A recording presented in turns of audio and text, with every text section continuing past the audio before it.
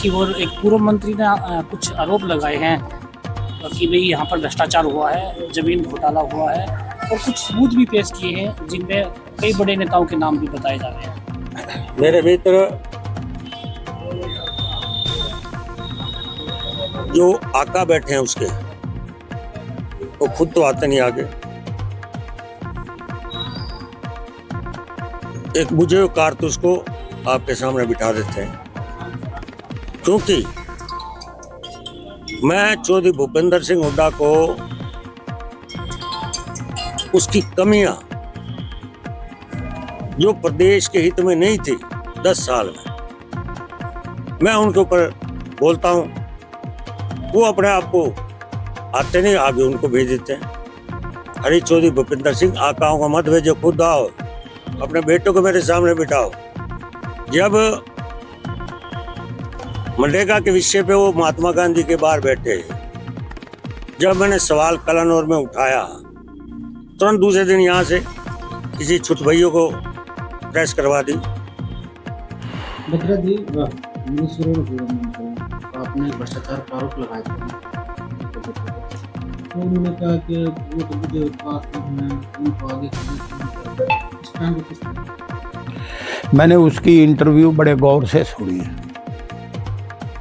मैं कभी भी, मैं एमएलए रहा हूँ, 17 साल कांग्रेस का अध्यक्ष रहा हूँ, और मेरे पिताजी लंबे अरसे तक म्यूनिसिपल कमेटी के प्रधान रहे हैं।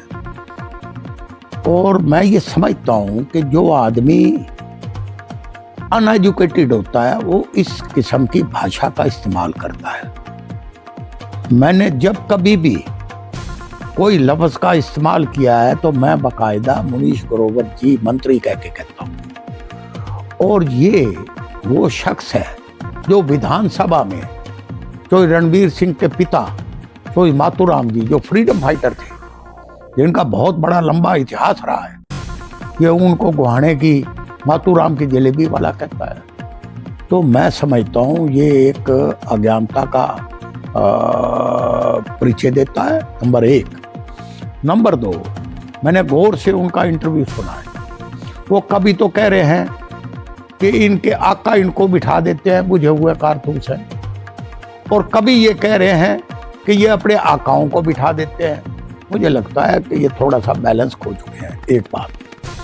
दूसरा, जो आदमी ये इंटरव्यू दे के, वो भी सुना था मैंने जब इसने ये कहा था कि मैं विश्वकर्मा स्कूल से डिग्री लेके मैंने पास की हुई है, इसको पता ही नहीं है।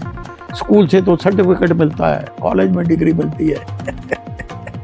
जो जो जो जो अच्छा, फिर अब ये कह रहा है, मैंने ये भी इंटरव्यू सुना है कि मनरेगा के ऊपर मैं कलानौर में बोला था और ये मनरेगा के ऊपर छुट भैये को बिठा दिया था।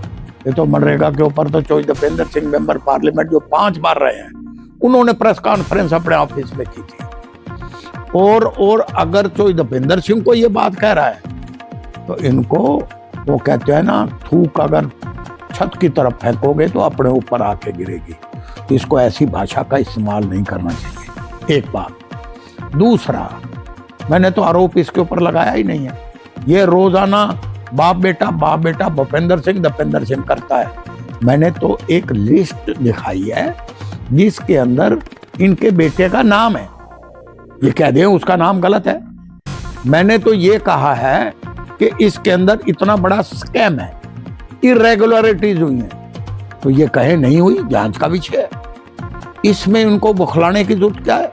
मैंने तो कोई ऐसी अभद्र बात नहीं की, नंबर 1। नंबर 2, ये जो कह रहे हैं ना बुझे हुए कारतूस, अगर मैं बुझा हुआ कारतूस हूं तो ये ताजे बुझे हुए कारतूस हैं? मैं तो 1991 से 96 तक मंत्री रहा, और मैं तो चलो उस वक्त के बाद अब तक लंबा अरसा हो गया, मैं तो हो गया हूँगा बुझा हुआ कारतूस। तो आप ताजे बुझे हुए कारतूस हो। ऐसी अनर्गल भाषा का इस्तेमाल नहीं करना चाहिए।